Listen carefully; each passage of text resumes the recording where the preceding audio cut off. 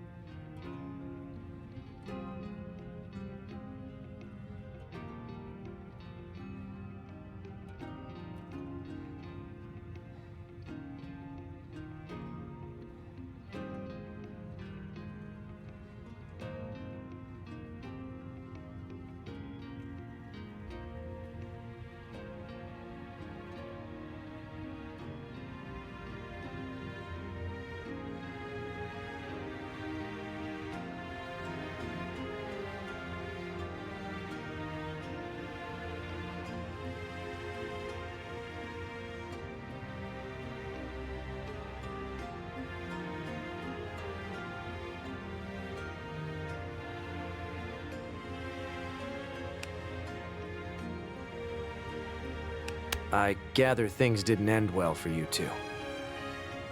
Our side lost, so no.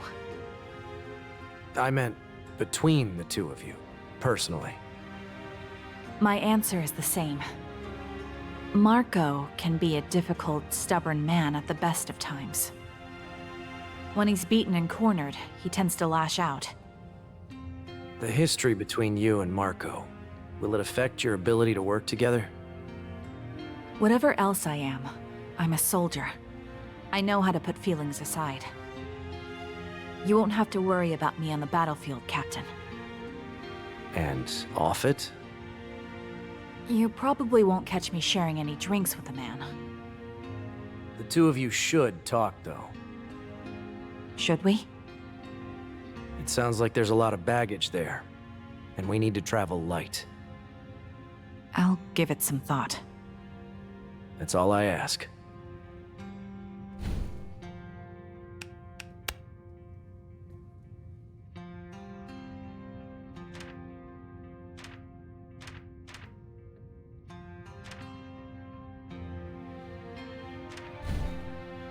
What are your thoughts on Sable?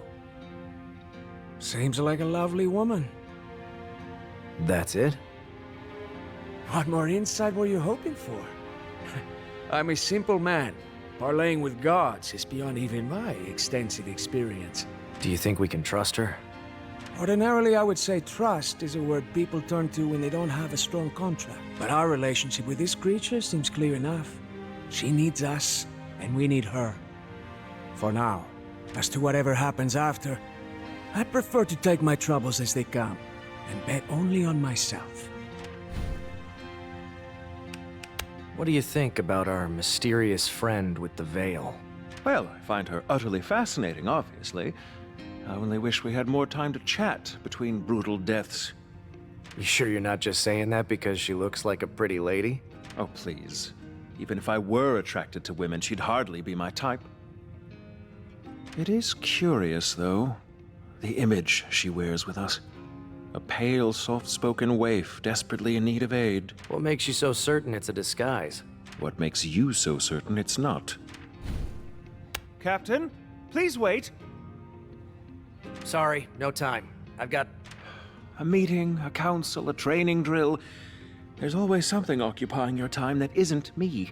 I'm starting to get the impression I'm being avoided. Why would you think that? There are those in our company who have accused me of being... annoying. But you, Captain, I would expect to be more straightforward and let me know if I was becoming a nuisance.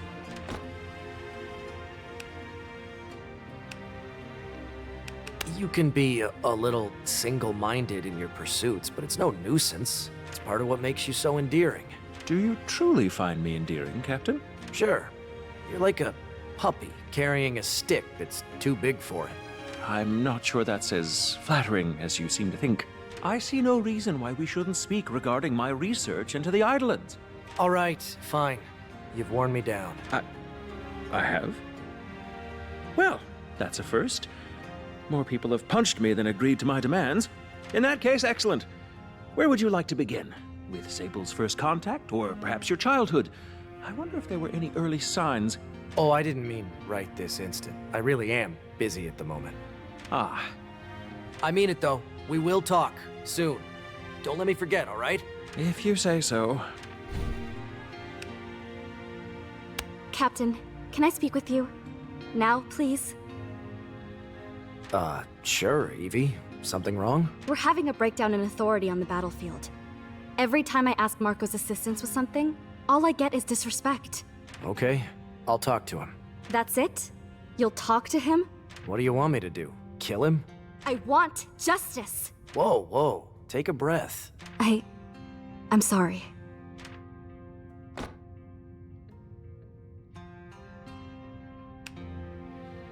We haven't known each other very long, but you don't seem like yourself lately. I'm not. I think I'm just... struggling. With everything that's happening here. The Empire, the Fallen, the fact that we're the only ones dealing with it. I mean, the Regent should be here himself. There should be an army in these hills. No disagreement there. I'm not naive. I know the world's not perfect. But lately, though, I look around and all I see is chaos. And no one seems to care. I feel like I've lost my... What's happening here is madness. We're all dealing with it in our own way. Why do you think Marco's always so grouchy? I'm beginning to understand. What do you normally do when things get to you? Pray, I suppose. Meditate on the tenets? I take it that's not helping as much as it used to? No. It's not. You're not alone. Hang in there.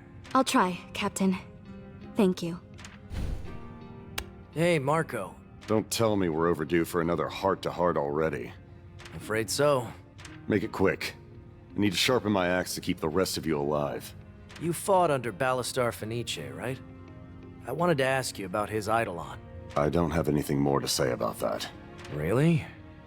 Because it seems like you have a lot to say, actually. Few people in this world have ever dealt with an Eidolon directly. Your commander was one of them, and now I am too. You've seen firsthand what being an Eidolon's champion does to a person. I want you to help me understand. Fine. You want to know about those damn things? Ask away.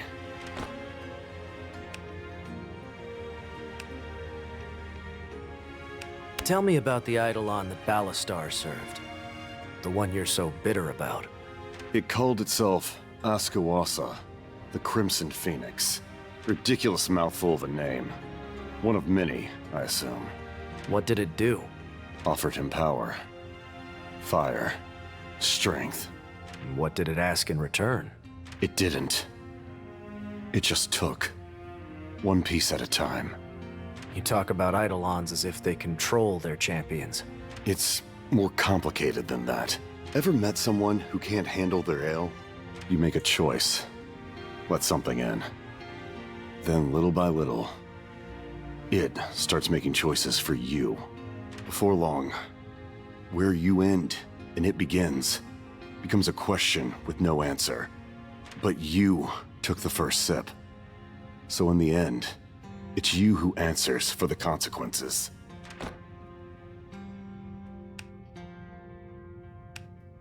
You seem to know a lot about this. For an outside observer, I mean. I just know what it's like to feel used up until you're nothing but dregs at the bottom of the barrel. And to know it's your own damn fault. Careful you don't become the same. You've given me a lot to think about. I appreciate your counsel, Marco. You'd be the first.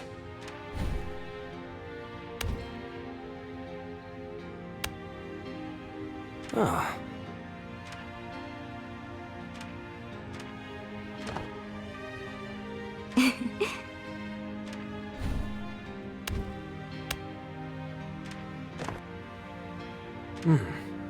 Right. Correct.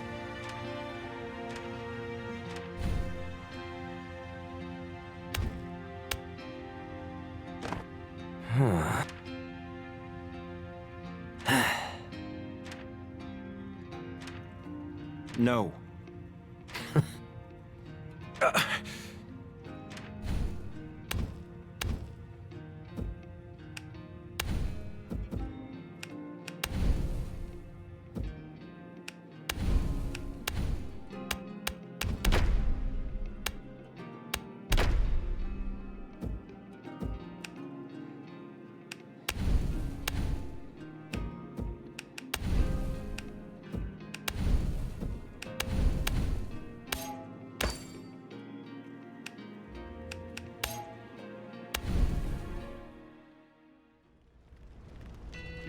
The crackling hearth plays a duet with the late autumn wind outside, as your family sits down to dinner. Whoa, is this steak? Enjoy it. That's the last time this season we'll be able to afford fresh meat. Yep. From here on out, it's all porridge, pickled beets, and salt cod. Ugh, I hate beets. Be thankful you get that. When this one was little, they had to get through one winter on nothing but cabbage and bread. Is that true? Yeah, and I was grateful for it. Mom and Dad hardly ate at all that whole winter. Carmen looks down at her meal, deep in thought. When she speaks again, her voice is low and quiet. Is that lady gonna take our house? What? How do you know about that? You were standing right outside, and you were yelling. Nobody's taking anything from us. Not yet, anyway. We should talk about it, though. What's to talk about? Selling our home at the point of a sword for a fraction of what it's worth? No thanks. Maybe we could ask for more. It's negotiating, right? Like with Dad and the butcher.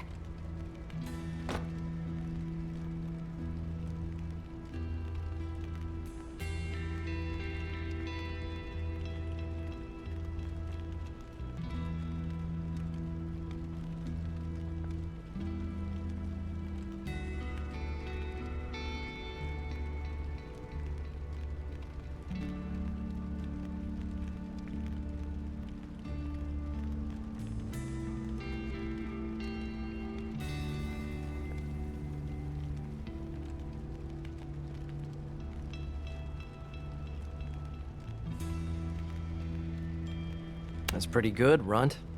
Guess you really were paying attention on all those market days. Next thing you know, she'll be talking about wholesale margins on wheat. Carmen beams with pride. But it doesn't matter. Even if they came back with 10 times the price, we're not selling. Does that mean we'll have to go to court and talk to a magistrate? We could try, but that costs a lot of money. We have some money, and we already know how we're gonna get more. Oh yeah, the plan! You pull the ledger book from your pocket and place it on the table, thumbing through the pages. Inside are your parents' notes on their trade routes and contacts, and a few more you and Silvio have been adding over the past few months. We've got 200 gold saved up, and we can triple that by the summer, easy. Not if we're spending it all on an advocate. The plan was to buy goods cheap in the capital and sell them in the provinces where they're still rebuilding. It was just supposed to let us survive, not get rich. And it won't even do that if we never get it off the ground. Damn it. Silvio thumps the table in frustration. Carmen puts her hand on top of his. What can we do? We need...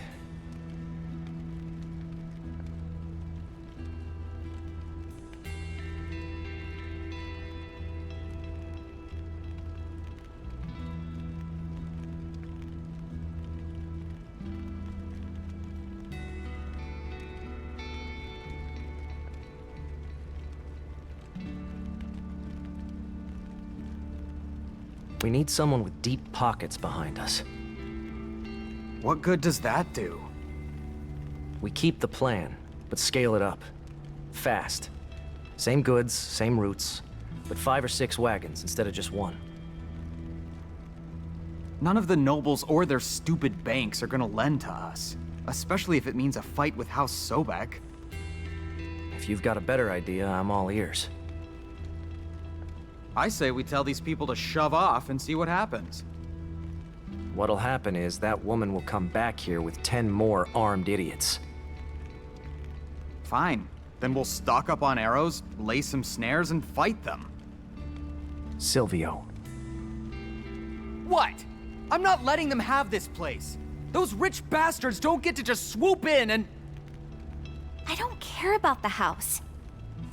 Mom always said the 3 of us were her most important treasures. A house is just stuff, right? Silvio's brow furrows, wrestling with uncertainty. He and Carmen both look to you, awaiting an answer. What matters is...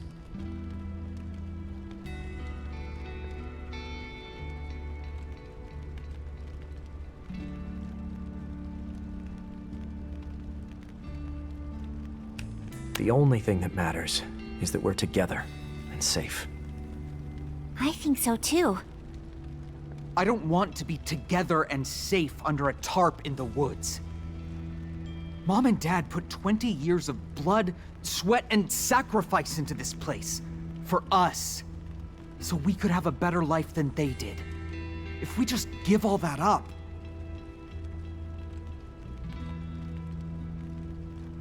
Being a grown-up is hard. You and Silvio share a soft chuckle, and some tension ebbs out of the room. Let's just enjoy the last good meal we'll have for a while. We can figure all this out after. Can we read more Trial of Heinrich after dinner? I want to hear what happens to... You okay there, Runt? I'm fine. I just...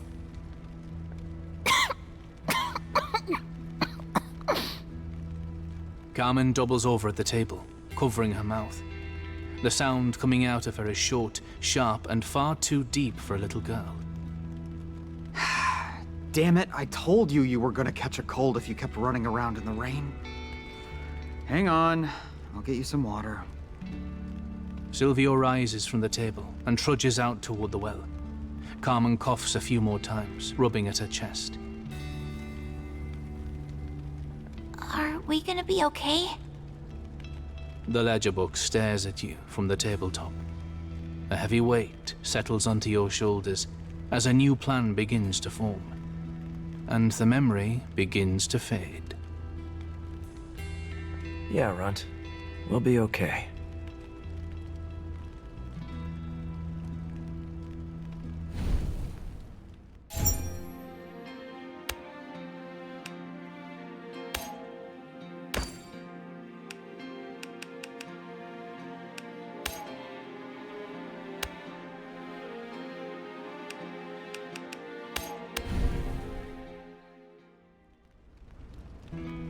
On the first day of winter, you walk through the doors of a tavern a few days' ride from home.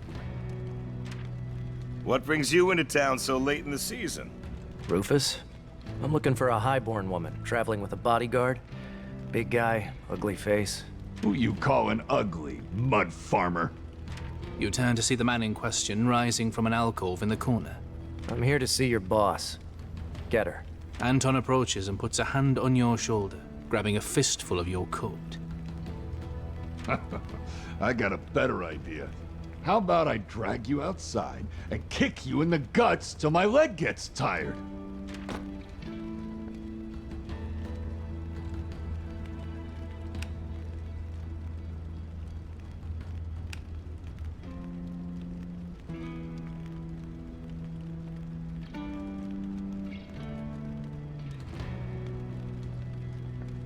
Calm down. I'm here to talk. You and her got nothing to talk about, except yes or no. I didn't realize you were so involved in her business affairs. He is not. From the corner alcove, a noble woman's hand appears, beckoning. Anton releases you with a dissatisfied grunt and shoulder checks you on the way to the door. You join Leora at her table, taking a seat across from her. She's sipping a glass of wine and working her way through a stack of letters. Apologies. He's a brute, even for a bodyguard. She glances up for a moment. Her eyes flick to a knife on the tabletop between you. I trust you're not here to do something foolish.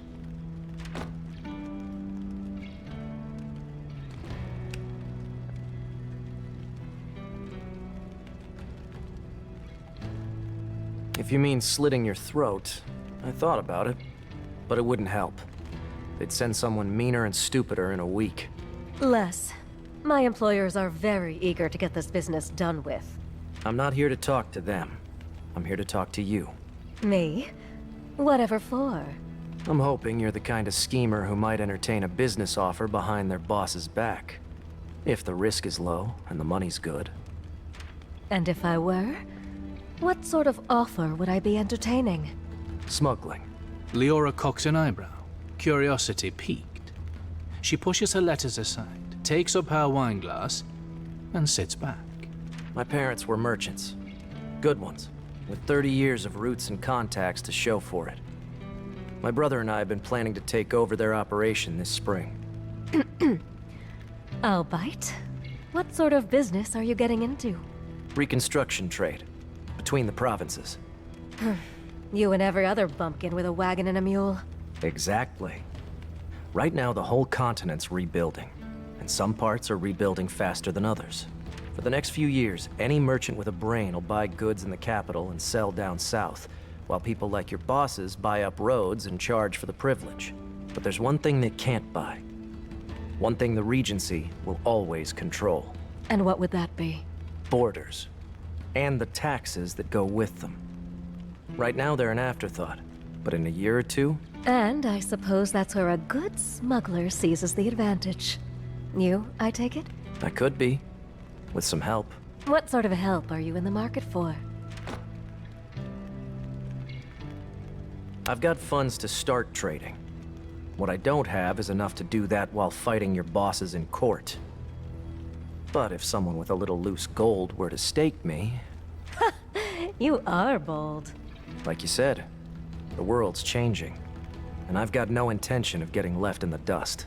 So I help you get your little business started, and in exchange... You get a cut.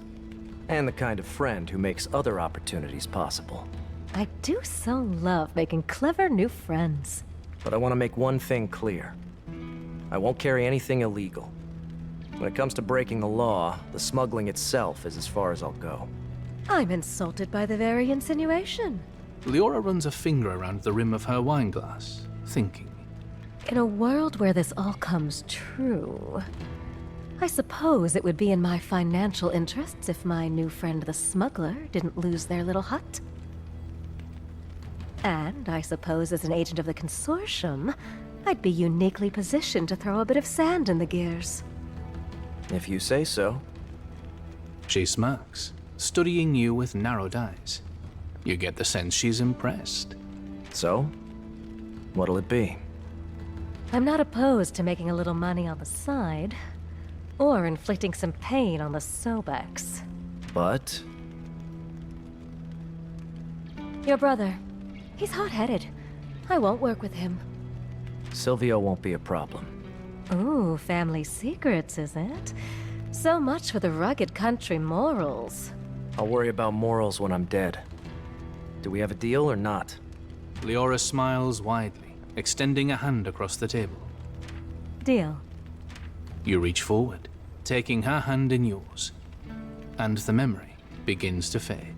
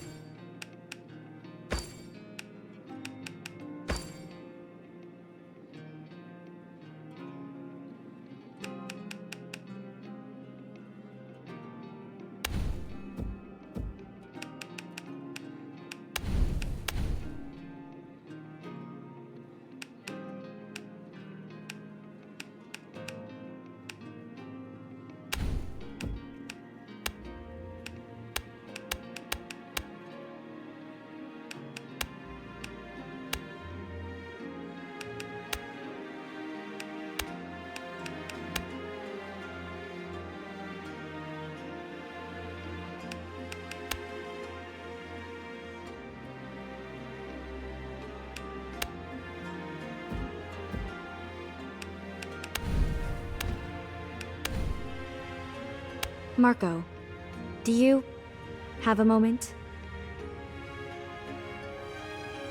Depends. Are you planning to berate me some more? No. I've been thinking about your situation. This should be riveting. You did terrible things in the war. But they also say your leader was possessed by an Eidolon. So maybe... Stop. I've no interest in explaining myself. Much less hearing someone else do it. I'm trying to understand you. Why? Why? What do you mean, why? Because I work for the Regency, and you're... Yes. A loyal follower of the great big terrible beast they slew to build it. But that's not what this is about. I've got enough experience being hated to know when it's personal.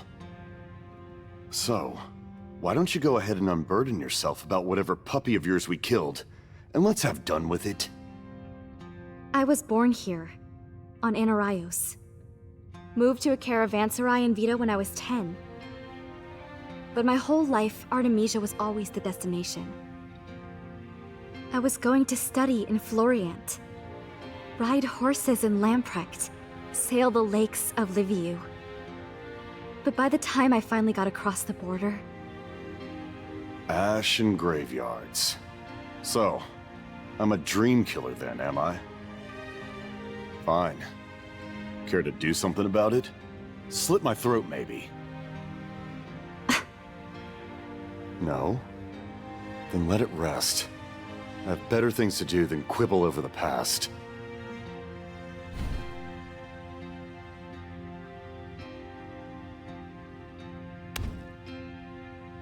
Ah, Marco, there you are. I'm busy. Ballastar Fenice. What? You served under him during the war, correct? I need you to tell me everything you know about an entity called Askuasa. The hell did you just say? Oh, did I pronounce it incorrectly? I was referring to the Phoenix, the Eidolon Ballastar played host to during the war. I know many of his soldiers spoke about it during their trials, but I was hoping you might firm up a few... Listen to me very carefully, you little book rat. I see you. I beg your pardon. That arrogance, pride, the thirst for greatness. Oh, I know exactly what you are. You and I will not discuss this again. But why? Because you are exactly the kind of dangerous idiot those creatures love. Fascinating.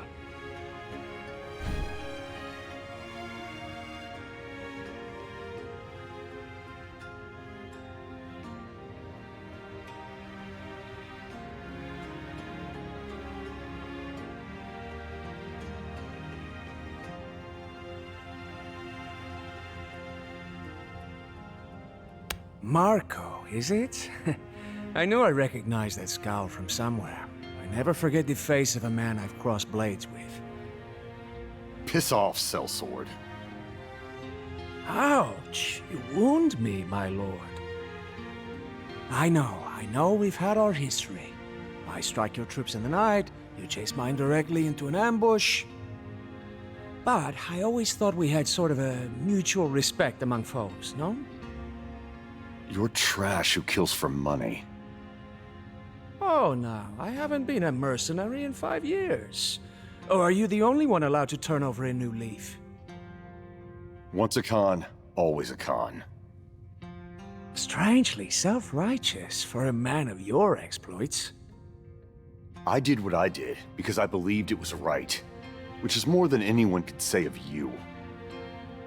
If killing soldiers for gold is less honorable than what you lot did in Hollisburg, I choose dishonor any day. Keep running your mouth, and you won't have to worry about making choices much longer. Talk, talk, talk. Threats don't carry so much weight to one who's beaten you before. Please. You were a fly on my neck and nothing more. It's a foolish man who underestimates the humble fly. After all, they eat soldiers for breakfast.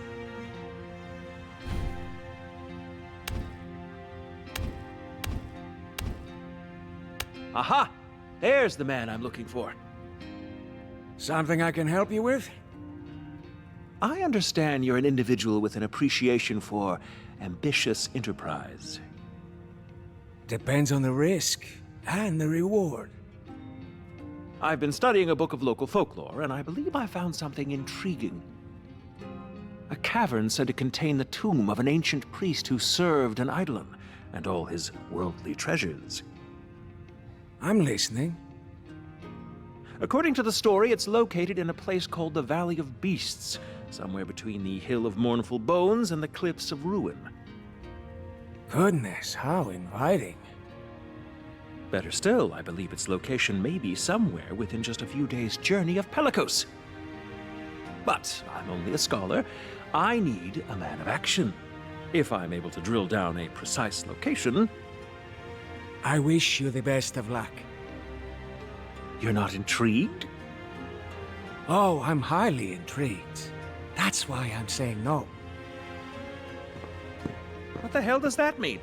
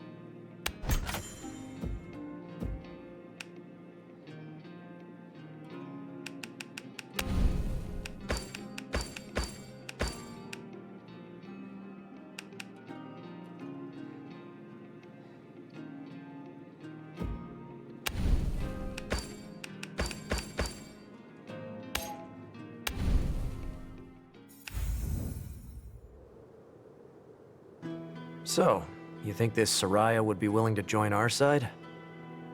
I think we'd be fools not to try. The enemy of our enemy and all that. She did used to work with the Imperials, right? Some kind of research group? Indeed. Soraya was one of a handful of elite spellcasters assembled near the end of the war. These spellcasters were quietly shipped off to this island and given a singular task. Making the Emperor immortal. Laurent, have you been eavesdropping? Merely observing from afar. Now, when do we leave?